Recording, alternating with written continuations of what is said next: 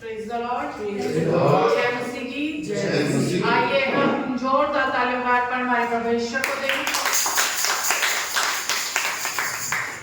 क्योंकि परमेश्वर का वचन कहता है आज का दिन यहोवा ने बनाया और हमें उसमें आनंदित और मगन होना। क्या आप सब आनंदित हैं मगन हैं आज के दिन के लिए?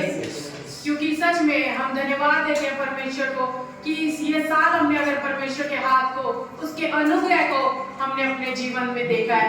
इसलिए आइए हम अपने हाथों को उठाएं और उसको धन्यवाद दें, उसको शुक्रिया करें, क्योंकि हम जानते हैं यहोवा का वचन ये कैसे कहता है, यहोवा का धन्यवाद करो क्योंकि वह भला है, उसकी करुणा सदा की है। जो ईश्वरों का ईश्वर, जो परमेश्वर का परमेश्वर है, उसका धन्यवाद करो क्योंकि उसकी करुणा सदा की है। सच में उसकी करुणा, उसके महान अभिषेक को हर दिन अपने जीवनों में देखा है।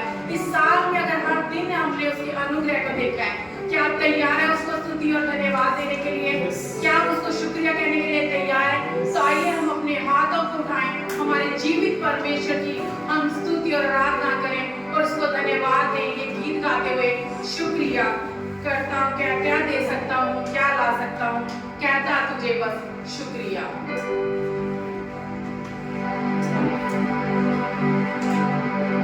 क्या दे सकता हूँ, क्या ला सकता हूँ, कहता तुझे बस शुक्रिया।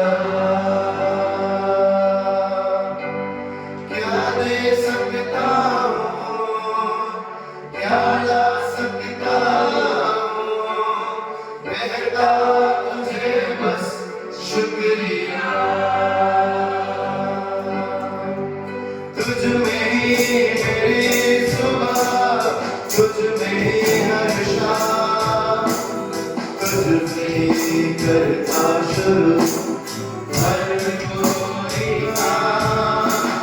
तुझ में ही मेरी सुबह, तुझ में ही हर शाम, तुझ में ही करता शुरू हर कोई काम। शुक्रिया करता हूँ मैं तेरा, आदर धन्यवाद आज तेरे नाम। शुक्रिया शुक्रिया शुक्रिया तेरा, शुक्रिया शुक्रिया शुक्रिया यीशु तेरा। सारी दुनिया तेरी है, सब कुछ तूने रचाया है। सारी दुनिया तेरी है, सब कुछ तूने रचाया है। मुझको भी तूने बनाया है, तेरे जैसा किया है। क्या दे सकता हूँ, क्या गा सकता हूँ, कहता तुझे बस शुक्रिया। कोई कहे क्या दे सकता हूँ, क्या गा सकता हूँ, सिर्फ शुक्रिया। कहता तुझे बस शुक्रिया शुक्रिया शुक्रिया तेरा, शुक्रिया शुक्रिया शुक्रिया यीशु तेरा। शुक्रिया शुक्रिया शुक्रिया तेरा, शुक्रिया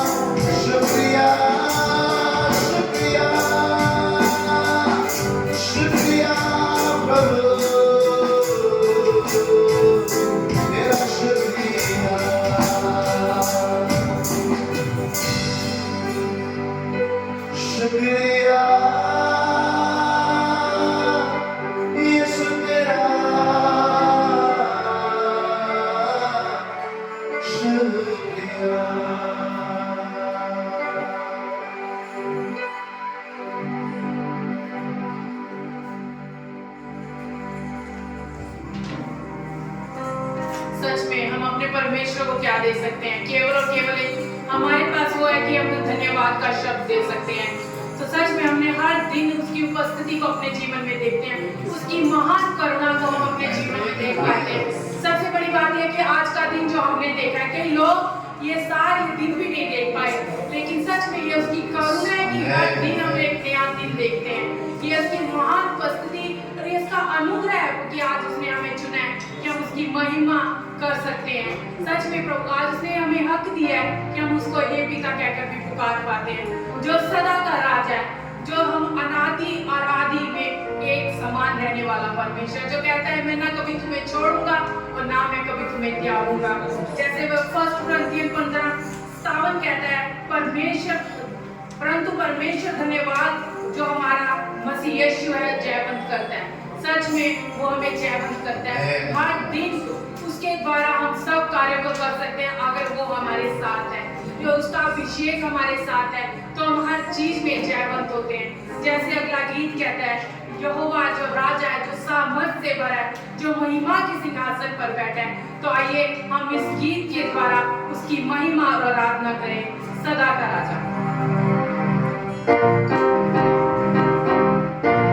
यीशु की ताली बजाए।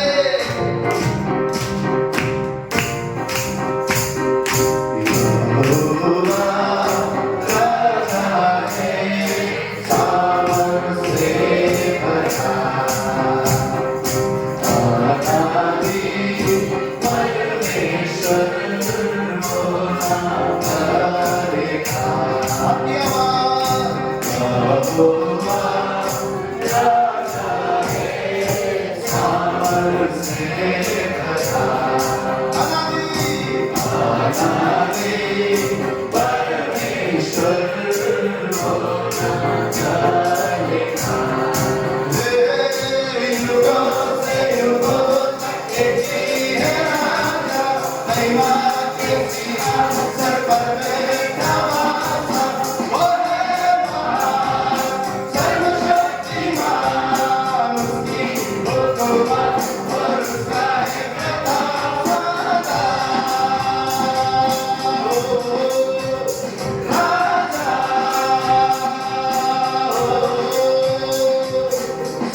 समुंदर की लहरों से यहोवा ये महान, पर्वत की ऊंचाई से, पर्वत की ऊंचाइयों से ये सुधार। समुंदर की लहरों से यहोवा ये महान, पर्वत की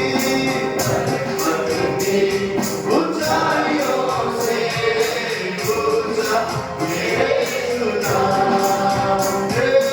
युगों से युगों तक एक ही है राजा, महिमा के सिंहासन पर बैठा वासा, वो है महान, सर्वशक्तिमान, उसकी हुक्म और उसका है प्रताप। युगों से युगों तक एक ही है राजा, महिमा के सिंहासन पर बैठा वासा, वो है महान, सर्वशक्तिमान, उसकी हुक्म और उसका है प्रताप सदा।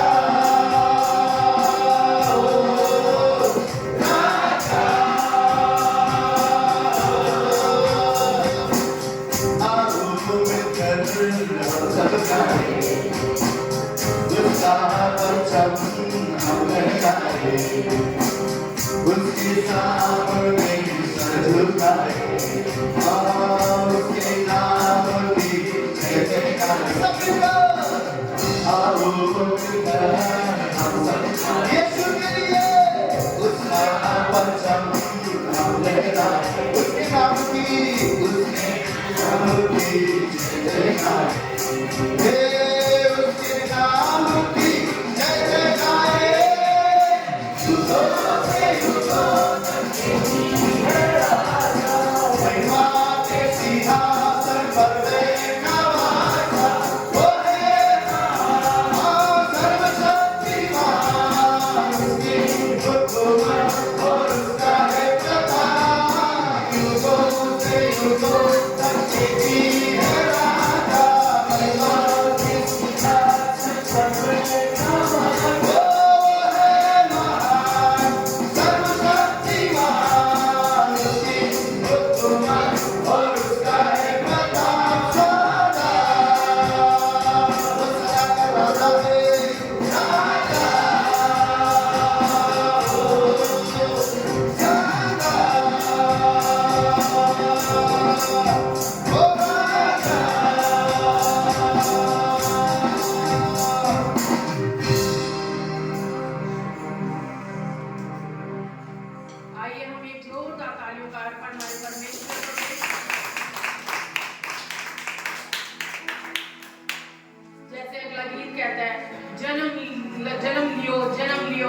हमारे दिल में यीशु जी जन्म लियो। सच में एक उद्धार करता जो ऐसे समय में हमारे जीवनों में आया, इस पृथ्वी पर आया, ताकि वो हमें पापों से, श्रापों से बचा सके, हमें वो जीवन दे जो अनंत काल का जीवन हो, जो आज शांति का राजकुमार है, जो हमारा उद्धार करता, हमारा पिता बनकर ऐसे समय में हमारे जीवनों में आया। तो आइए हम इस गीत को गाएं।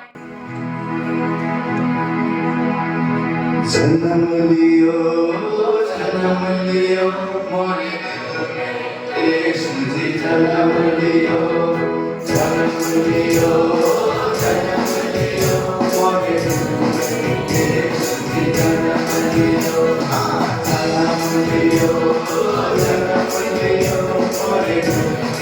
यीशु जी जन्म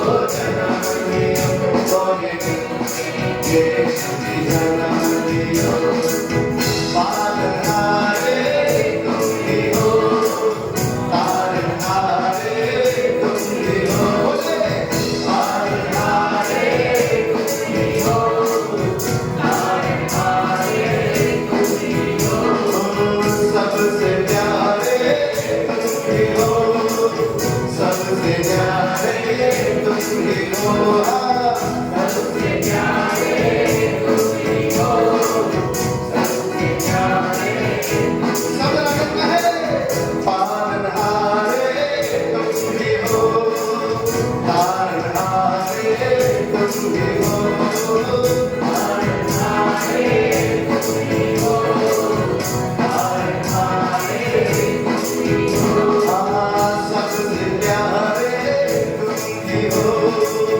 सबसे प्यारे तुम ही हो, सबसे प्यारे तुम ही हो, सबसे प्यारे सब गाए पालनहारे पालनहारे सबसे प्यारे पालनहारे पालनहारे सबसे प्यारे जन्म लियो मोरे यीशु जी जन्म लियो जन्म लियो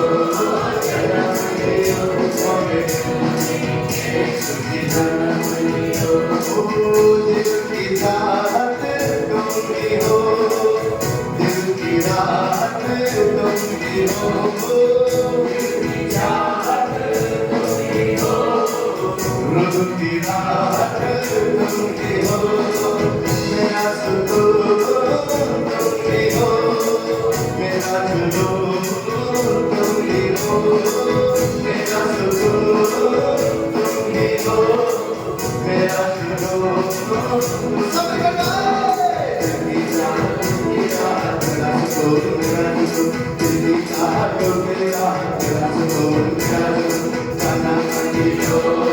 जन्म लियो मोरे यीशु जी जन्म लियो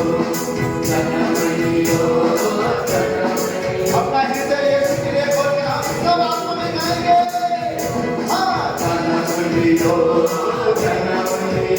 मोरे सब मिलकर जन्म लियो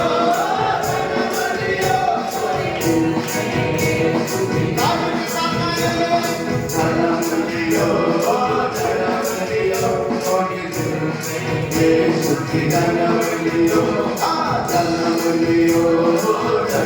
लियो मोरे यीशु जी जन्म लियो मोरे दिल में यीशु जी जन्म लियो मोरे दिल यीशु जी जन्म लियो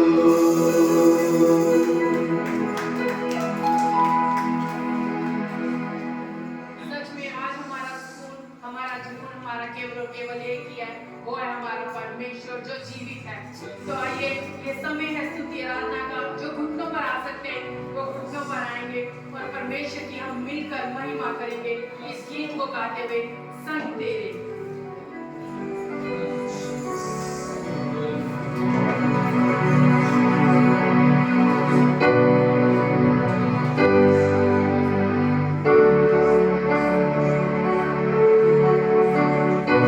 ये कैसा प्यार है तेरा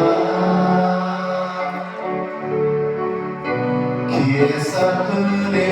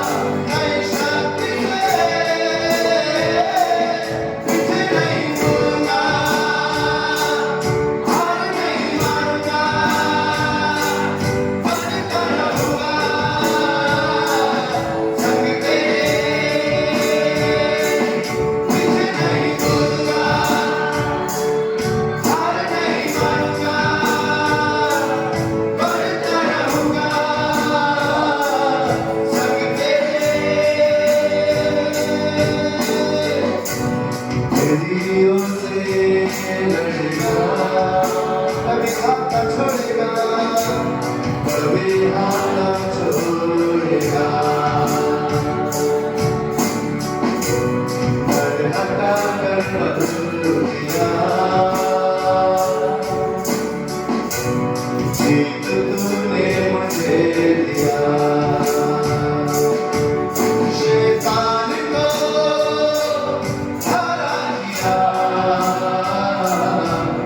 पापों को जड़ से उखाड़ दिया मुझे घेर लिया नई गीत से अब मैं जी उठा नई शक्ति से पीछे नहीं मुड़ूंगा हार नहीं मानूंगा बढ़ता रहूंगा सभी तेरे यश राजा पीछे नहीं मुड़ूंगा हार नहीं मानूंगा बढ़ता रहूंगा सभी तेरे नहीं क्या उठा मेरे पक्ष में कौन अब मेरा विरोधी तेरा कहना ही क्या खुदा मेरे पक्ष में कौन अब मेरा विरोधी ठहरेगा मेरी ओर से लड़ेगा कभी हाथ ना छोड़ेगा डर हटा कर बल दिया जीत तूने मुझे दिया हाथ को उठाकर क्या दे सकता हूँ क्या ना सकता हूँ कहता तुझे बस शुक्रिया शुक्रिया शुक्रिया तेरा पीछे नहीं पड़ूंगा हार नहीं मानूंगा बढ़ता रहूंगा सब तेरे सब मैं पीछे नहीं मुड़ूंगा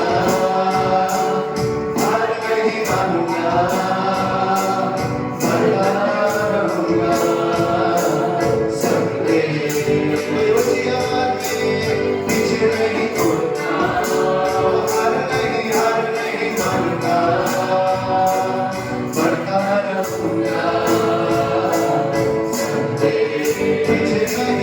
पीछे नहीं मुड़ूंगा हार नहीं मानूंगा बढ़ता रहूंगा सब तेरे पीछे नहीं मुड़ूंगा हार नहीं मानूंगा बढ़ता रहूंगा सब तेरे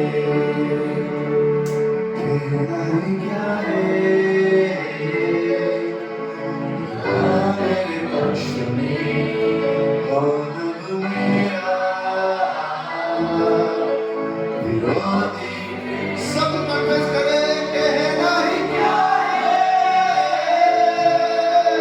यीशु मेरे पक्ष में कौन अब मेरा विरोधी ठहरेगा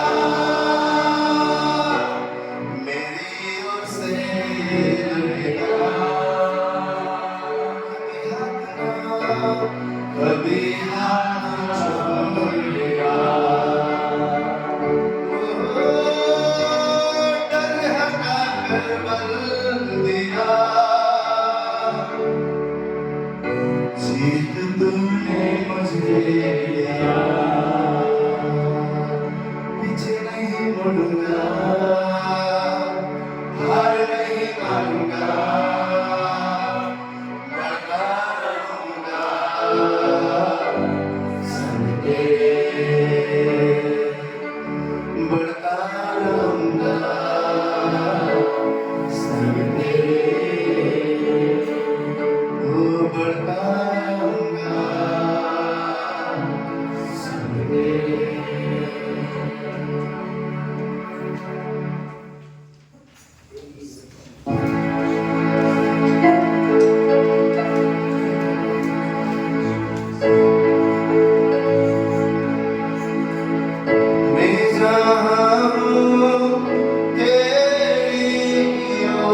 जीना है मैं जैसा हूँ तेरी रचना हूँ मेरा जीवन तेरे हाथों में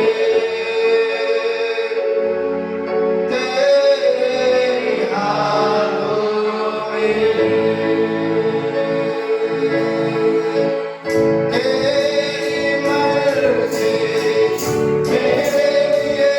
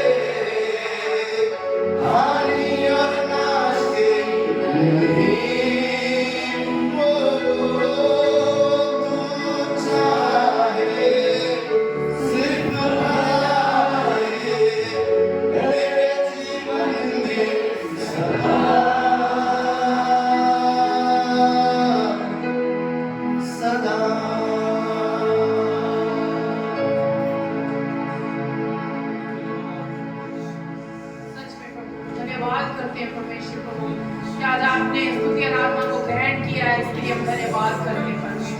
तो सच में प्रभु आपके बच्चों की आपकी भलाइयां हैं परमेश्वर के जीवनों में प्रभु। कभी आप हमारे लिए हानि और नाश की नहीं, केवल भलाई की बातों को हमारे जीवन में करते हैं परमेश्वर। हर दिन परमेश्वर हमने आपके अनुग्रह को, आपके फेवर को अपने जीवनों में देखा है परमेश्वर।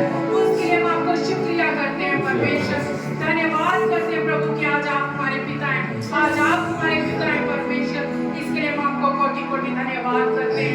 आज हमारा परमेश्वर को जो हमारे संग रहने वाला परमेश्वर है, सच में प्रभु आज हम इधर उधर नहीं ताकते, आज हम अपनी नजर को हमारे परमेश्वर की ओर लगाते हैं प्रभु। जहाँ से हमें सहायता मिलती है, जहाँ से हमें सामर्थ मिलती है, जहाँ से हमें बल मिलता है परमेश्वर प्रभु, हर एक दिन के लिए प्रभु आज हम अपने हाथों को उठा करके हमारे जीवित परमेश्वर को धन्यवाद करते हैं, शुक्रिया करते हैं जिस खुदा ने हमें पूरा साल संभाल के रखा, जिस खुदा ने हमारी जरूरतों को पूरी किया, जिस खुदा ने अपने अपने पंखों की ओर लगे हुए संभाल के रखा। इसके लिए हम धन्यवाद करते हैं प्रभु कि हमारे जीवनों में परमेश्वर प्रभु आपने हर एक कमी घटी को निकाल कर अपने हमें अपनी भरपूरी से भरा। इसलिए हम धन्यवाद करते हैं प्रभु। हम आपको क्या दे सकते हैं, केवल और केवल हम आपको धन्यवाद का शब्द देते हैं परमेश्वर। आज आपने हमें हक दिया प्रभु कि हम आपको हे पिता कहकर पुकार पाते हैं। इसलिए हम धन्यवाद करते हैं परमेश्वर कि आज हमारा परमेश्वर है जो वफादार है, जो अनंत काल तक हमारे साथ रहने वाला परमेश्वर है, जो आदि में था, जो अनंत हमारे साथ है। इसके लिए हम धन्यवाद करते हैं परमेश्वर प्रभु। और एक बार फिर से प्रभु आज की स्तुति आराधना को आपने ग्रहण किया है, इसके लिए धन्यवाद करते हैं। आपका अभिषेक आपके बच्चों के साथ था, इसके लिए हम धन्यवाद करते हैं परमेश्वर प्रभु। आज के प्रचारक को हम आपके हाथों में सौंपते हैं खुदावन, और हम मांगते हैं परमेश्वर जो आपकी परमेश्वर प्रभु जो उन्होंने बढ़ तैयार किया प्रभु, हम आपकी आशीष और बरकत को मांगते हैं प्रभु। और हमें तैयार कीजिए परमेश्वर प्रभु, ताकि हम उसको सुनकर परमेश्वर आपके वचनों पर चलने वाले बने परमेश्वर प्रभु, आपकी अगुवाई में अपने जीवन को बिताने वाले बन सके परमेश्वर। हमारी नहीं, केवल केवल आपकी मर्जी हमारे जीवनों में पूरी होने पाए परमेश्वर, आपकी इच्छा हमारे जीवनों में पूरी होने पाए प्रभु। अगर भी कहीं भी प्रभु आपने हमारे जीवनों में कोई कमी घटी को पाया परमेश्वर, कहीं भी हमारे मैं को पाया प्रभु, आपने उन सारी बातों को हमारे जीवन से निकालिए और अपनी सामर्थ से हमें भरिए परमेश्वर, क्योंकि हम जानते हैं परमेश्वर आपने हमें रचा है परमेश्वर। आज हम आपकी रचना है परमेश्वर, आज हम किसी और की नहीं, आज हम आपकी रचना है परमेश्वर। आज हम आपके बच्चे कहलाए जाते हैं परमेश्वर, कि हम जहाँ भी जाए प्रभु आपकी महिमा हमारे जीवनों से होने पाए परमेश्वर। हम उस परमेश्वर बल और सामर्थ से आपकी महिमा करें प्रभु, जिस खुदा ने अपने आप को हमारे लिए क्रूस पर दे दिया प्रभु। सच में परमेश्वर ऐसा प्यार और ऐसा वफादार परमेश्वर हमें कहीं नहीं मिला परमेश्वर प्रभु। एक केवल आप ही सच्चे और जीवित परमेश्वर है। इसके लिए हम धन्यवाद करते हैं परमेश्वर, आपके नाम की हम महिमा कर सके, इसके लिए हम धन्यवाद करते हैं प्रभु। हम योग्य नहीं थे, लेकिन आज आपने हमें योग्य बनाया, इसके लिए हम धन्यवाद करते हैं प्रभु। सारी महिमा आदर हम आपके नाम को देते हुए इस प्रार्थना को हमारे प्रभु यीशु के नाम से मांगते हैं, आमीन। आइए हम एक जोरदार ताली का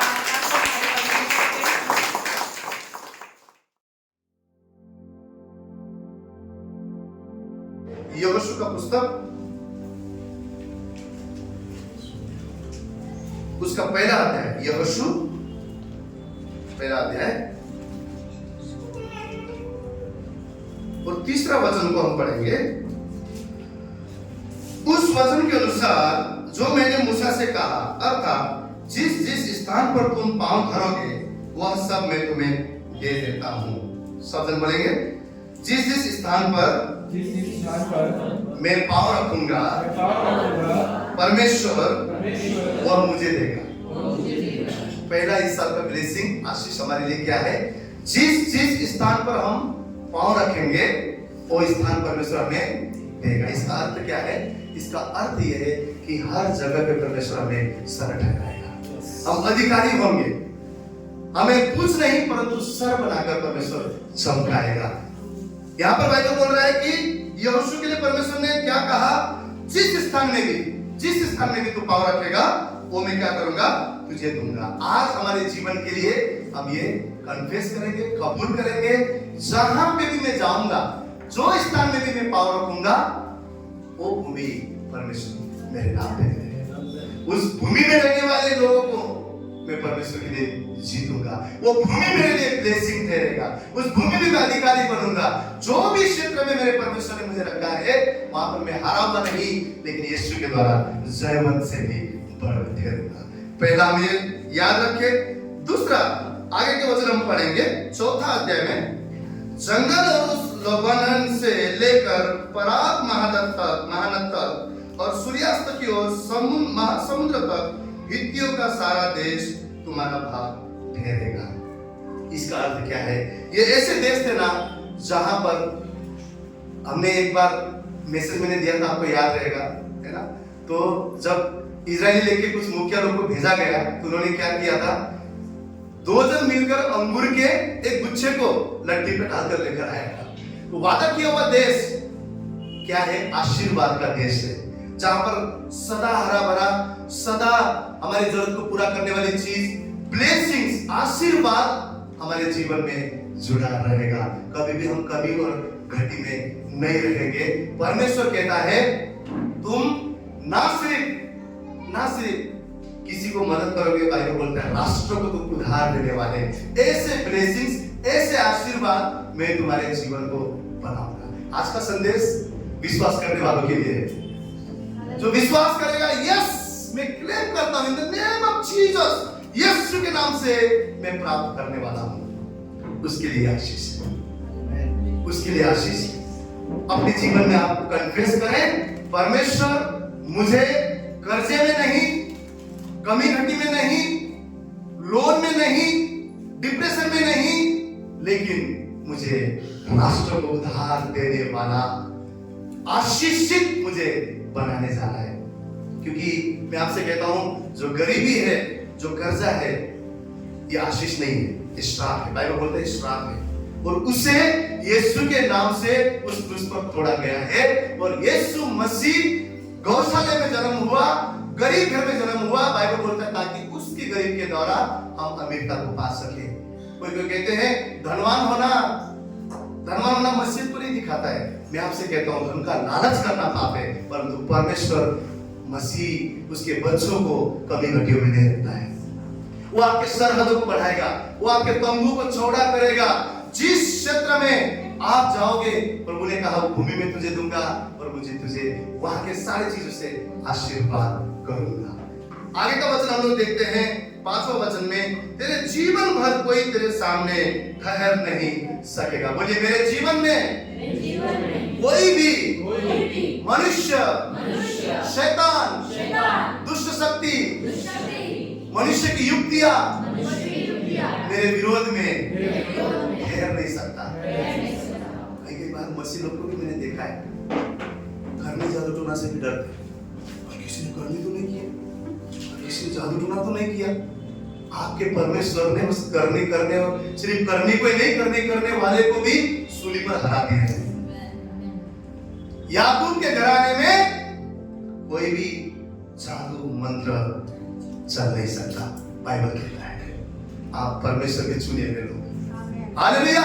कोई भी करनी, जादू टोना, मनुष्य का षड्यंत्र, मनुष्य का खट्टा, कैसे इसको गिराना है, कैसे इसको तोड़ना है, कैसे इसको चकनाचूर करना है, कोई भी शैतान की हमला ताकत, ये 2025 आने वाले जीवन में आपके जीवन में कार्य नहीं कर सकता, क्योंकि यीशु मसीह ने क्रूस पर उस शैतानिक सामर्थ को हरा दिया है।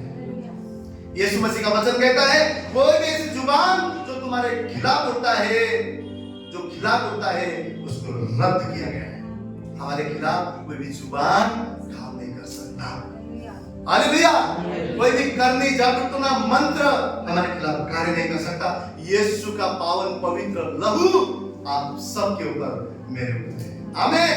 नया साल, परमेश्वर की सुरक्षा आप मेरे साथ है, आप मेरे साथ में। डरने की जरूरत नहीं है। ये क्या होगा, शैतान ने कुछ किया तो नहीं, किसी ने कुछ किया तो नहीं। यीशु का लहू जो सब नामों में ऊंचा है, जो सामर्थ्य लहू है, वो लहू का बाड़ा आप और मेरे घराने में, हमारे बच्चों के साथ है। हम सब उसके लहू में सुरक्षित हैं। परमेश्वर कहता है उसके छाव छावनी में, उसके पंखों तले आप और मैं छुपे हुए हैं, उसके हथेली में हम हैं। अगला वचन, उसी के आगे वचन क्या बोलता है? जैसे मैं मूसा के संग रहा वैसे ही तेरे भी संग रहूंगा, और न तुझे धोखा दूंगा और न तुझे छोड़ूंगा। क्या लिखा है? जैसे मूसा के संग रहा वैसे ही तेरे भी संग रहूंगा। और नया नियम में हम देखते हैं यीशु मसीह जब पैदा हुआ तो क्या कहा गया? उसका नाम इमानुएल रखना, जिसका अर्थ क्या है? परमेश्वर तुम्हारे संग संग है, साथ साथ है।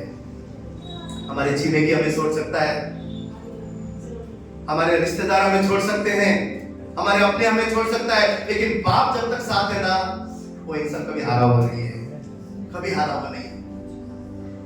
कोई भी छोड़ने दो, बाप साथ है ना वो इंसान सदा ताकतवर है। वो बाप आप और मेरे साथ है, वो खुदा, वो परमेश्वर 2025 आने वाले सालों साल हमारे जीवन में वो कहता है मेरा नाम इमानुएल रखा गया, जिसका अर्थ है मैं तुम्हारे संग संग रहने वाला परमेश्वर। कितने विश्वास करते हैं परमेश्वर मेरे संग है? कितने विश्वास करते हैं? मैं कहता हूं ये परमेश्वर मेरे संग है, ये हम समझ जाएंगे हम कभी घबरा नहीं सकते, कभी डर नहीं सकते, क्योंकि जहां परमेश्वर होता है वहां पे पत्थर टिक नहीं सकता, वहां पे शैतान रुक नहीं सकता, कोई अंधकार की शक्ति रुक नहीं सकता, कोई गड़बड़ी नहीं हो सकता, क्योंकि राजाओं का राजा, हुकुम करने वाला परमेश्वर उस जगह पर खड़ा है। आप और मेरे जीवन में वो यहोवा कह रहा है, वो इमानुएल परमेश्वर कह रहा है। कभी कभी हम सोचते हैं शायद मैं अकेला हूं, मेरा कोई नहीं है, इतने ज्यादा तकलीफ, इतना ज्यादा दर्द, बोलने को तो कहते हैं पूरा चर्च बोलते हैं सब हम तुम्हारे साथ हैं, एक दूसरे के साथ हैं, लेकिन मुसीबत में हमें कभी कभी लगता है मैं अकेला हूं, मेरा कोई नहीं है। आज प्रभु कह रहा है मैं सेनाओं का यहोवा तुम्हारे साथ, मैं इमानुएल परमेश्वर में तुम्हारे साथ हूं, मैं कभी तुम्हें नहीं छोड़ूंगा, कभी तुम्हें नहीं त्यागूंगा। हमें ये 2025 साल में विश्वास करना है कि मेरा परमेश्वर मेरे साथ है, वो मुझे कभी नहीं छोड़ेगा। वो परमेश्वर का प्यार, मैं आपसे कहता हूं, मनुष्य का प्यार नहीं है कि कभी हमने किसी के लिए थोड़ा सा किसी को हर्ट किया और उसने छोड़ दिया। मैं आपसे कहता हूं ये प्यार परमेश्वर का प्यार है। इवन हम योग्य नहीं भी है ना, तो भी हमसे प्यार करता है। ये सच्चाई है, ये हकीकत है। इवन हम कमजोर भी पड़ जाते हैं, इवन हम गिर भी जाते हैं, तो भी उसका प्यार हमें ठुकराता नहीं है, याद रखिएगा। लेकिन शैतान क्या करेगा? हमें उसके पास नहीं आने देगा। वो बोलेगा तू पापी है, तू गुनहगार है, तू योग्य नहीं है। क्यों? शैतान तब भी झूठा था, अब भी झूठा है, अब भी दोषी लगाता है, हमारे विवेक में घुस के हमें दोष लगाएगा, तू योग्य नहीं है। लेकिन हम गिर भी जाते, जब उठते हैं, हे पिता यीशु मैं तेरे पास आता हूं, वो गले से लगाता है, फिर से हमें वैसा ही नया बना देता है। ये उसका प्रेम है। कभी भी ये नहीं सोचना है मैं योग्य नहीं हूं, इसीलिए इतना तकलीफ, इतना दुख, इतना कष्ट मेरे जीवन में है, परमेश्वर भी मेरे साथ नहीं है। मैं कहता हूं ये शैतान का आवाज है। आप जान लीजिए आपका परमेश्वर सदा पाए फैलाकर इंतजार करता है कि मेरा बच्चे कब मेरी तरफ लौटे, कब मेरी तरफ मुड़े, कब अपने आप को मन को फिराए, कब मेरी ओर आए। सदा हमारे लिए वेट करने वाला परमेश्वर है, क्योंकि वो हमसे प्रेम करता है। हालेलुया। तो ये अगला वचन में हम लोग ये जाने कि परमेश्वर कभी धोखा नहीं देगा। क्या लिखा है? इसलिए और ना मैं तुझे कभी धोखा दूंगा और न कभी तुझे छोड़ूंगा। ये परमेश्वर का वादा है, कभी धोखा नहीं देगा, कभी भी छोड़ेगा नहीं, कभी धोखा नहीं देगा। हम सब ने धोखा खाया है जितना ज्यादा विश्वास किया है उतना ज्यादा धोखा खाया। जिस पर बहुत ज्यादा विश्वास किया है उससे तो और ज्यादा हमको बड़ा धोखा वाला गिफ्ट दिया है। पर परमेश्वर आज सुबह क्या बोल रहा है? मैं तुझे कभी नहीं छोड़ूंगा और मैं तुझे कभी धोखा भी नहीं दूंगा। मैं वफादार ईमानदार परमेश्वर हूं, वो हमारे साथ है।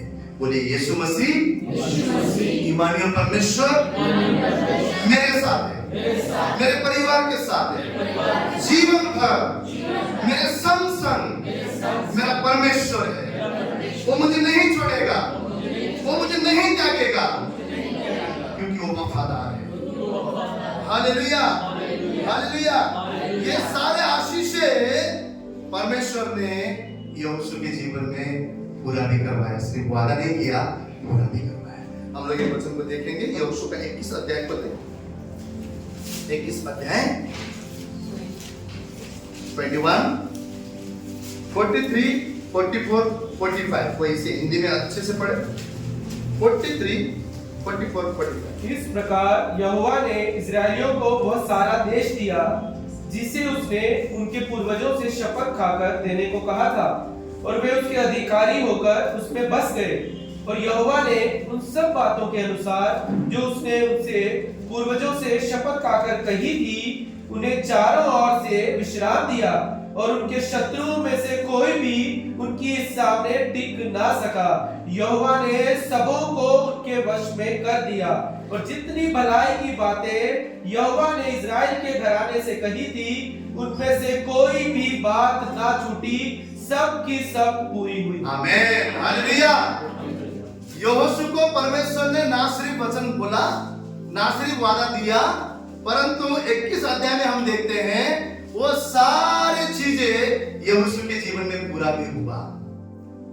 जो कनान देश था, आपको मैं कहता हूं कनान देश सिर्फ दूध और मधु बहने वाला देश ही नहीं था, वो ऐसा देश था जिसमें बिना परिश्रम का उनको फल मिल रहा था। बिना बसाए हुए नगर में वो बस रहे थे, बिना बनाया हुआ चीज वहां पर वो खा रहे थे, बिना लगाए हुए पौधे से वो खा रहे थे।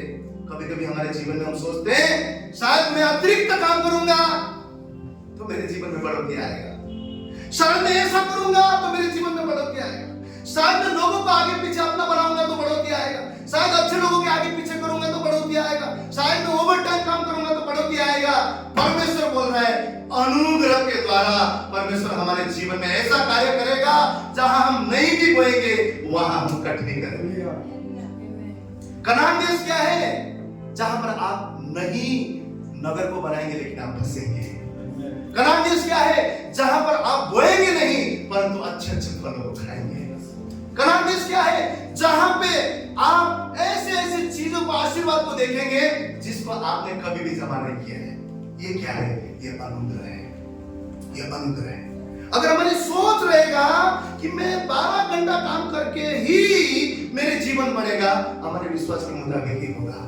लेकिन आप सोचेंगे परमेश्वर का अतिरिक्त फेवर मुझ पर है, परमेश्वर की दया मुझ पर है, कनान देश परमेश्वर ने मेरे लिए रखा हुआ है। यहोशू को बोला वही वादा इस नए साल में आने वाले मेरे जीवन में मैं देखूंगा, मैं बोऊंगा नहीं परंतु उसके अनुग्रह के द्वारा काटूंगा, ऐसे ऐसे फल मैं खाऊंगा, ऐसे ऐसे अच्छी बातें मैं देखूंगा जिसको मैंने नहीं किया है परंतु उसके अनुग्रह के द्वारा मैं पाऊंगा। कनान देश ना सिर्फ दूध और मधु परंतु कनान देश अनुग्रह का देश है, दया का देश है। तो आपसे मैं कहता हूं हम जितना संसार में होते हैं उतने संसार के तरीके से सोचते हैं कि शायद ऐसा करोगे ना तभी होगा, लेकिन आत्मा में अगर हम, इसलिए बाइबल बोलता है ऊंचाई की चीजों पर मन लगाओ, ऊंचाई की चीजों पर मन लगाओ। जब हम उसकी ओर मन लगाते हैं, उसकी ओर देखते हैं, परमेश्वर बोलता है तुम अनुग्रह के द्वारा मेरे आशीषों को अपने जीवन में देखोगे। सच्चाई में आपसे कहना चाहता हूं आशीष हमारे नौकरी में नहीं है, आशीष हमारे बिजनेस में नहीं है, आशीष हमारे अच्छे कार्य में नहीं है, आशीष यीशु मसीह के पास है। आशीष का स्रोत कभी भी आपका और मेरा नौकरी नहीं है, आशीष का स्रोत कभी भी आपका और मेरा बिजनेस नहीं है, आशीष का स्रोत हमारा मेहनत नहीं है, आशीष का स्रोत परमेश्वर की उपस्थिति है, परमेश्वर की हुजूरी है, परमेश्वर का राज्य है। इसलिए यीशु मसीह ने बोला पहले उसके राज्य को ढूंढो, उसके राज्य को खोज करो, उसकी धार्मिकता की खोज करो, बाकी सारी चीजें तुम्हारे जीवन में ऐड जोड़ दिया जाएगा, जोड़ दिया जाएगा, जोड़ दिया जाएगा। ढूंढने की जरूरत नहीं पड़ेगा। 2025 में हम ढूंढ रहे हैं क्या मेरा फाइनेंस अच्छा हो जाए, 2025 में हम ढूंढ रहे हैं क्या मेरा हेल्थ अच्छा हो जाए, 2025 में हम ढूंढ रहे हैं क्या मेरे फैमिली में शांति आ जाए, मेरे बच्चे अच्छे रास्ते में चल सके, 2025 में हर तरफ से मुझे समृद्धि मिले, 2025 में मैं सब कुछ अच्छा देखूं, वो हर एक बातों को मैं भला होते हुए देखूं।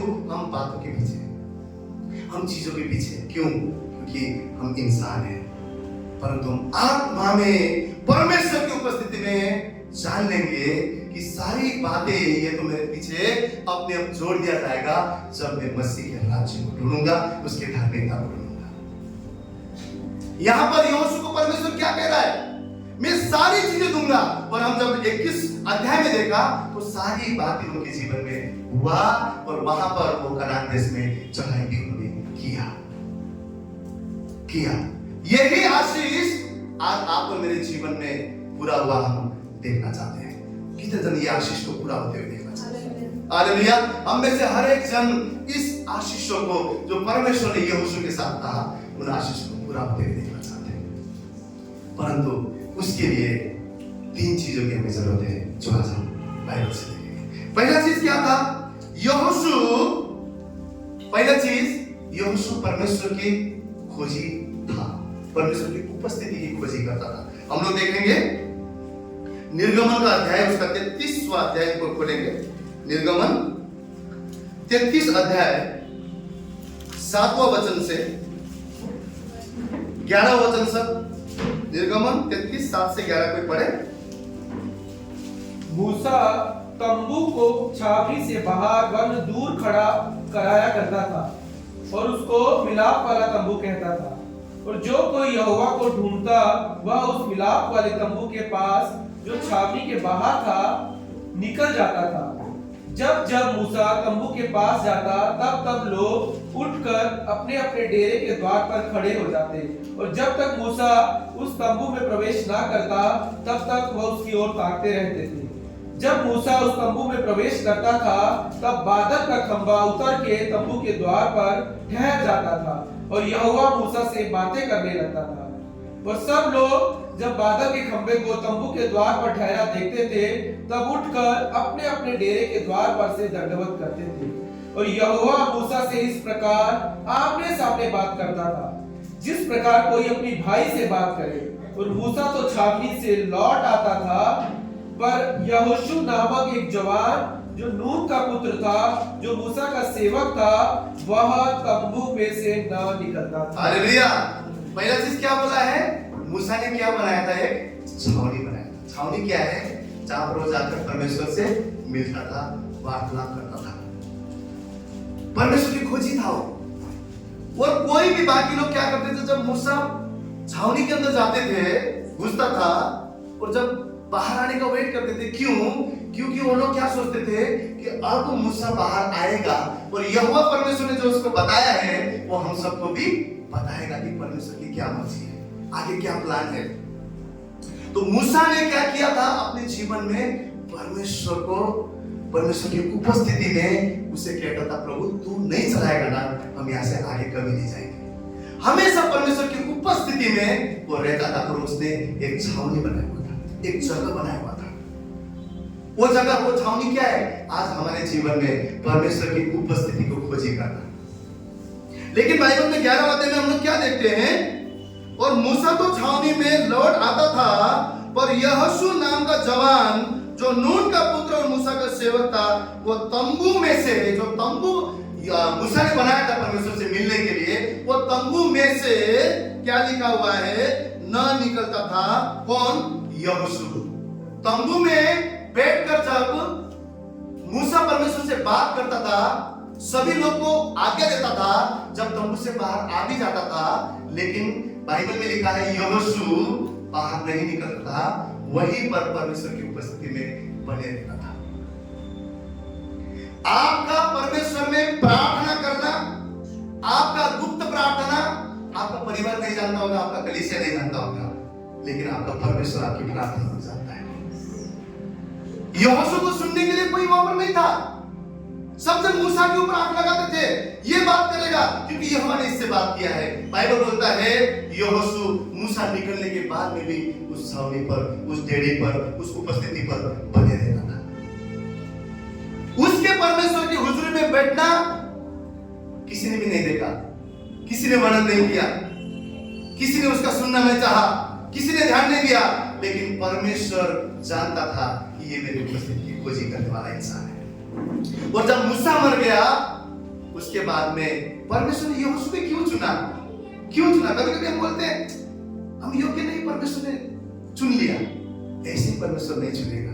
जब आप अपने आप की तैयारी करेंगे, जब आप अपने आप को उसकी हुजूरी में लाएंगे, वो कहेंगे प्रभु मैं तुझे ढूंढता हूं, मैं तुझे खोजता हूं, मैं तेरी धार्मिकता की तलाश करता हूं, तब परमेश्वर आपके गुप्त बातों को, अपनी गुप्त बातों को, अपनी रहस्य को, अपने आगे के काम को आपके हाथों में वो सौंपता है। कितने लोग थे, लेकिन यहोशू को परमेश्वर ने क्यों चुना? आप बोलेंगे मेरे को किसको लीड करना है ब्रदर कि मुझे परमेश्वर चुने? आपके जीवन को बढ़ाने के लिए आप लीडर हैं, आपके परिवार को बढ़ाने के लिए आप लीडर हैं, आपके समाज को प्रभु में लाने के लिए आप लीडर हैं, इस संसार के लिए आप ज्योति हैं। हम अगर अपने आप को लीडरशिप में नहीं चलाएंगे, परमेश्वर के उजाले में नहीं चलाएंगे, इस अंधकार ये संसार को हम कैसे प्रभु में लेकर आएंगे? आप लीडर नहीं बन सकते, परंतु अपने जीवन के लिए आप लीडर हैं, अपने घराना के लिए आप लीडर हैं, आने वाले पीढ़ियों के लिए आप लीडर हैं। हमें जानना है यहोशू, बाकी लोग उसको नहीं देखते थे, तो भी वो परमेश्वर की उपस्थिति में रहता था। आज आपकी प्रार्थना, विनती, आपका अकेला का रोना, गिड़गिड़ाना, भले कोई नहीं जानता हो, लेकिन वो पिता आपकी प्रार्थना को जानता है, आपकी प्रार्थना को जानता है। और परमेश्वर ने इसीलिए यहोशू को चुना, क्योंकि उसकी उपस्थिति में रहता था। उसके बाद हम लोग देखते हैं यहोशू को सारे वादा बोला जो अभी हमने पढ़ा, लेकिन उसके बाद अगर हम निकालेंगे यहोशू का पहला अध्याय जहां पर हम थे, उसका 6वां वचन को 7वां वचन से पढ़ेंगे कोई एक साथ।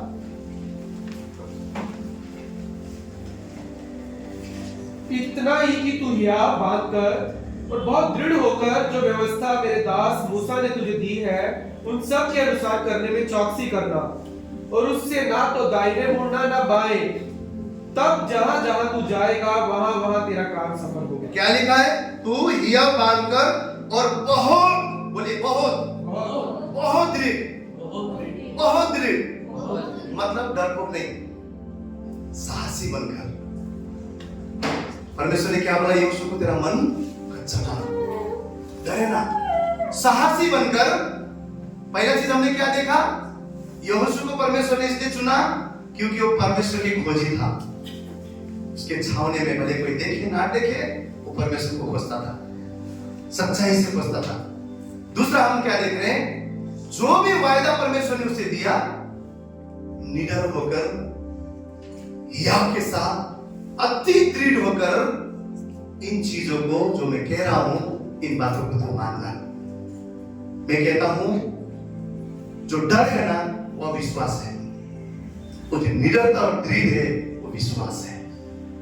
आप जब दृढ़ हो जाते हैं, जब आप निडर हो जाते हैं, आपको आत्मा में पता है कि मेरा खुदा मेरे साथ है, मेरा परमेश्वर मेरा युद्ध लड़ने वाला है। लेकिन हम जब डर जाते हैं, जो डर गया वो घर गया। डर जाएंगे, शैतान डराएगा। डर गया क्या है? अविश्वास है। शैतान डालेगा मन में, ऐसा होगा क्या?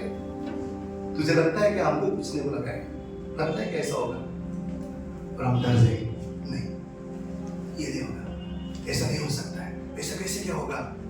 लेकिन परमेश्वर यहोशू के समान आप और मुझे क्या बोल रहा है? मैंने तुम्हें डर का नहीं परंतु सामर्थ का आत्मा दिया है। क्या दिया है?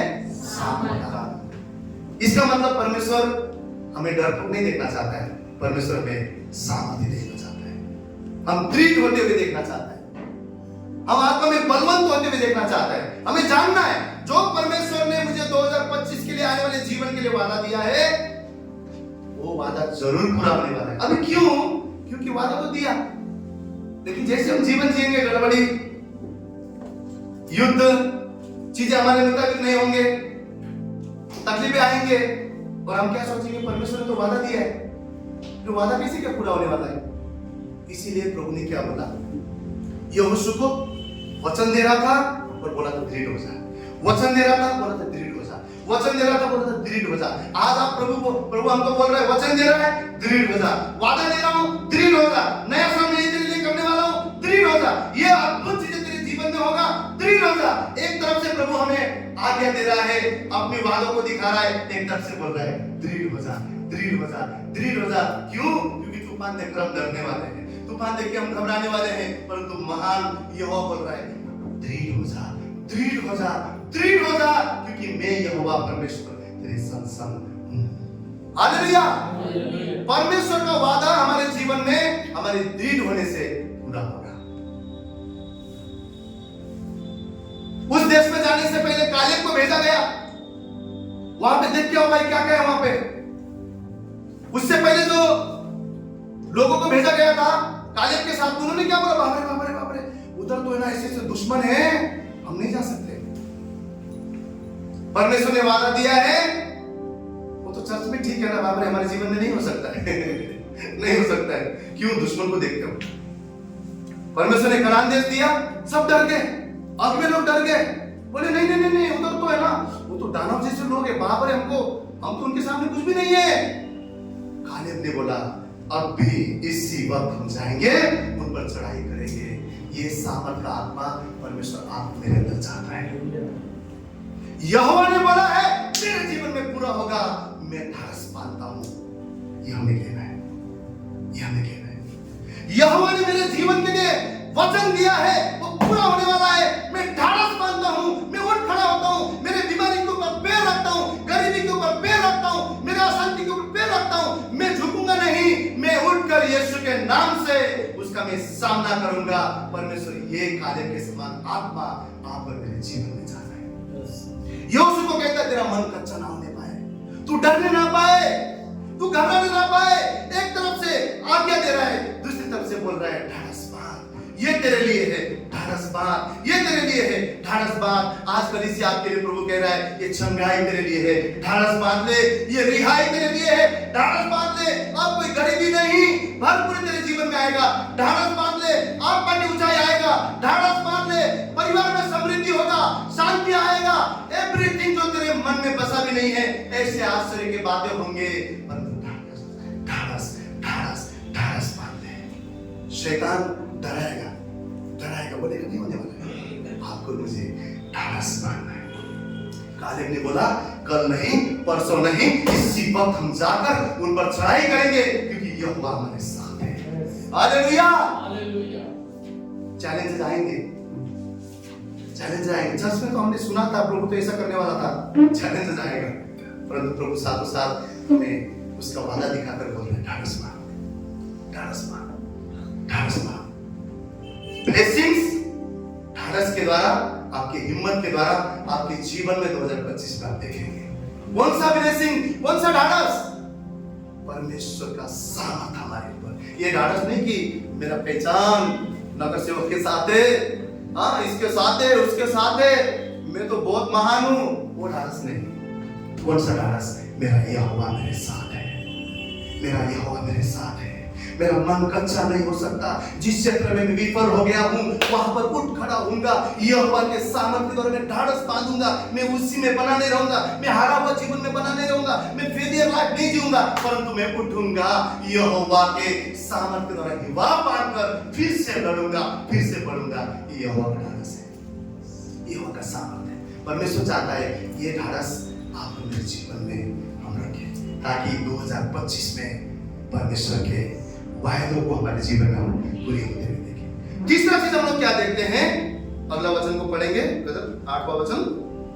व्यवस्था की यह पुस्तक तेरे चित्त से कभी ना उतरने पाए, इसी में दिन रात ध्यान दिए रहना, इसलिए जो कुछ उसमें लिखा है उसके अनुसार करने की तू चौकसी करे, क्योंकि ऐसा ही करने से तेरे सब काम सफल होंगे और तू प्रभावशाली होगा। आमीन। और 9वां वचन।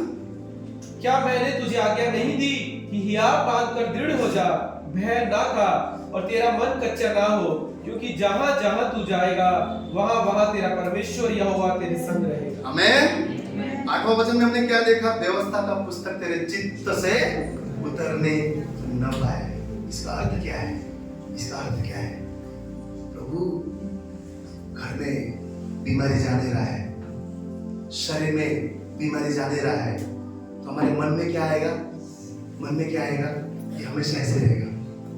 परंतु व्यवस्था को चित्त से लगाना क्या है कि उस चीज को मनन करना कि नहीं, ये शरीर बीमारी के लिए नहीं है, परंतु परमेश्वर यीशु के खाए हुए कोड़ों के द्वारा मैं संगीत हूं, मैं पूरी तरह से आजाद हूं, मैंने चंगा पा लिया है। व्यवस्था को चित्त से लगाना मतलब व्यवस्था को स्मरण करना। हम किसको स्मरण करते हैं? इतना बड़ा बीमारी, किसको स्मरण करते हैं? इतना इतना बड़ा दुर्घटना, इतना बड़े बातें, इतने समस्या को इतना बड़ा कर देते हैं। परमेश्वर क्या बोल रहा है? दुश्मन को इतना बड़ा कर देते हैं। परमेश्वर क्या बोल रहा है?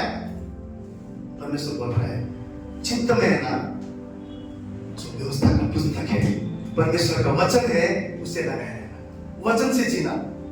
वहां पर जाकर डर मत जाना, शत्रु को देखकर डर मत जाना, पर जो वचन मैंने दिया है उससे दिल में स्मरण करना कि नहीं, यह मेरा संग है, यह मेरा संग है, यह मेरा परमेश्वर है, मेरा वो बल है, मुझे छुड़ाने वाला, मेरा दृढ़ है, मेरी चट्टान है, मेरा सहारा वो है, अति सहज से मिलने वाला मेरा भरोसा वो है। हमें उस वचन को हृदय में लगाकर बार बार, जब भी शैतान दिमाग में आता है, बार बार उस वचन को स्मरण करना है। क्या बोला यहोशू को कि तेरे चित्त से कभी भी ये व्यवस्था उतरने ना पाए, न तो दाएं देखना न तो बाएं देखना, परंतु सीधा इस वचन को स्मरण करना। 2025 में वचन को हमें स्मरण करना है। वादा को आप पूरा होता हुआ देखना चाहते हैं, आपके तूफानों में मन नहीं लगाना है, आपके दिक्कत में मन नहीं लगाना है, आपके समस्या में मन नहीं लगाना है, लेकिन जानना है व्यवस्था का पुस्तक मेरे अंदर है, परमेश्वर का वचन मेरे अंदर है। मैं जानता हूं वो मेरा दृढ़ और बल है, वही मेरा शक्ति है, वही मुझे छुड़ाने वाला है, वही मुझे बचाने वाला है। उसके द्वारा मैं जयवंत से भी बढ़कर हूं। हमारे हृदय में उसका वचन बसे रहने पाए। इस व्यवस्था के पुस्तक को कभी चित्त से ना निकालें। ये जब समस्या आता है, सब ठीक है तो हम वचन भी अच्छा बोलते हैं, अच्छे वचन बोलते हैं, लेकिन जब तकलीफ आता है ना, हमारे मुंह क्या बोलता है हमको पता नहीं लगता। इतने हम लोग चीजें बोलने लगते हैं, इतने गलत कन्फ्यूज करने लगते हैं, ये तो वैसे ही है, ये तो वैसे ही है, मुझे तो पता ही था, मैं तो जानता ही था। इसीलिए बाइबल बोल रहा है व्यवस्था के पुस्तक को चित्त से मत उतरने देना, ताकि संकट के समय में भी ये वचन को तू कन्फेस कर, इस वचन को तू मनन कर, दिमाग में डाल, मन में रख कि यहोवा परमेश्वर मेरे संग है, वो मेरे युद्ध को लड़ेगा। हमें हमारे जीवन के हर सिचुएशन में ये वचन को हृदय में लगा के रखना है। ये हमारा आधार है, ये हमें घोषित करना है। जब हम गलत बोलते हैं, शैतान को 100% अथॉरिटी है हमें पकड़ने का। हम जब गलत कन्फेस करते हैं, उसके पास अधिकार है। देखो इसने ऐसा बोला, चलो क्यों? बाइबल बोलता है आपके मुंह में परमेश्वर ने सामर्थ्य दिया हुआ है, आप जो बोलेंगे आपके शब्द में सामर्थ्य है। और बाइबल क्या बोल रहा है? ऐसे परिस्थिति में तुम घबराना नहीं, डरना नहीं। कालेब ने क्या बोला? वचन को अंदर से निकाला, कल नहीं, और परसों नहीं, परंतु अब भी क्या, हम जाकर चढ़ाई करेंगे, क्योंकि यहोवा हमारे संग है। वचन आपका और मेरे जीवन का अधिकार है। तो यहाँ पर हम यहोशू के जीवन में पहला चीज क्या देखते हैं? उसके जीवन में यहोवा परमेश्वर ने उसको इसलिए चुना क्योंकि उसने सदा, कोई देखे ना देखे, परमेश्वर की उपस्थिति को ढूंढा, परमेश्वर की उपस्थिति में बना रहा। दूसरा चीज हमने क्या देखा? दूसरा चीज हमने उसके जीवन में देखा, यहोवा परमेश्वर जो उसको आशीर्वाद देने जा रहा था, जो बातें उसके जीवन के लिए बोल रहा था, और बोल रहा था कि तू निडर होना, भयभीत न होना, तेरा मन कच्चा न हो, तू सामर्थी होना, तू हिम्मत बांधना, इतना हिम्मत की अति दृढ़ होकर तू मेरे वचन को मानकर आगे बढ़ना। परमेश्वर पहला चीज हमें 2025 में परमेश्वर की उपस्थिति को खोजने को लगा है। ये साल परमेश्वर की उपस्थिति में चलने का साल है। ये 2025 में हम जब उसकी उपस्थिति में चलेंगे, मैं कहता हूं, आज हम कितना टाइम प्रभु को देते हैं और बोलते हैं कि प्रभु तू मुझसे बात कर। कितना टाइम हम प्रभु को दे पाते हैं? हम इतने बिजी हैं, अगर बिजी नहीं भी है तो भी बिजी हो जाते हैं। आज इतना ज्यादा डिस्ट्रैक्ट करने वाली चीजें हैं, खाली टाइम भी है, चलो किसी के साथ फोन लगाओ, गपशप मारो, चलो किसी के साथ, किसी के पास जाते, चलो बात कर लेंगे, ऐसे इसकी बुराई की, उसकी बुराई की, चलो कुछ तो करें, टाइम पास तो करना पड़ेगा। मोबाइल देखा। आज हमें अपने आप को पूछने की जरूरत है कि मैं परमेश्वर को कितना टाइम देता हूं और कहता हूं कि प्रभु तू मुझसे बात कर, मैं सुनने के लिए यहाँ। जब हम सुनने के लिए उसके हुजूर में नहीं बैठेंगे तो हम कैसे कहेंगे कि यह मुझसे बात करता है?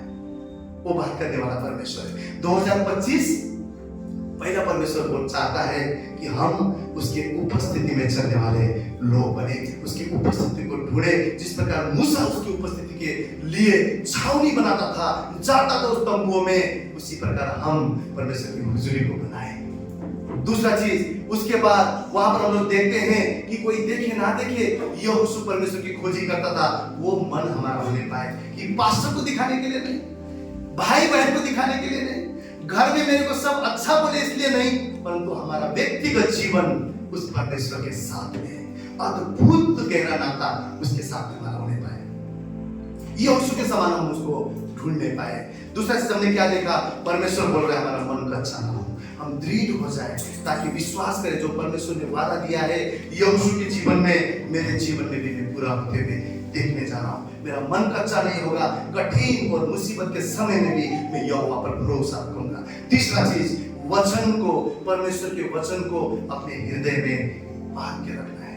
बाइबल बोलता है तेरे वचन को मैंने अपने हृदय में बांध के रखा है ताकि तेरे विरुद्ध में पाप ना करूं। अविश्वास भी पाप है, मैं कहता हूं अविश्वास करना भी पाप है।